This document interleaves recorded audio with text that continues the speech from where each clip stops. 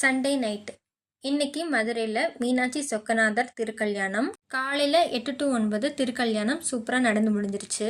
திருக்கல்யாணம் பார்க்குறதுக்கெல்லாம் கோவிலுக்குள்ளே நுழையவே முடியாது, அவ்வளோ கூட்டம் இருக்கும். அது மட்டும் இல்லாமல் முன்னாடியே புக் பண்ணி வச்சாதான் உள்ளே போக முடியும். மதுரையில் டிவியில் இருக்கிற லோக்கல் சேனலில் எல்லாமே லைவில் டெலிகாஸ்ட் ஆகிட்டு இருக்கும். அதில் தான் வீட்டில் இருக்கிற எல்லாருமே மீனாட்சி திருக்கல்யாணம் பார்த்துக்குருவோம். அது மட்டும் இல்லாமல் நாம் எல்லாருமே வருஷத்தில் ஒரு தடவை தாலி சரடில் இருக்கிற மஞ்சள் கயிறை புதுசாக மாற்றிடுவோம். மதுரையில் இருக்கிற எல்லாருமே மீனாட்சி திருக்கல்யாணத்து அன்னைக்கு தான் தாலியை புது கயிறில் மாற்றி பெருக்கி போட்டுக்குவோம்.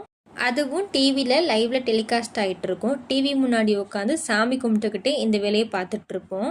இன்றைக்கி நானும் எங்கள் வீட்டில் இருக்கிற எல்லாருமே சூப்பராக சாமி கும்பிட்டுட்டு தாலி பிரித்து கோர்த்தாச்சு. காலையில் திருக்கல்யாணம் முடிஞ்சதும் அன்னைக்கு நைட்டு பூப்பல்லக்கு திருவிழா நடக்கும். அதை பார்க்குறதுக்காக தான் எல்லோரும் சேர்ந்து போயிருந்தோம்.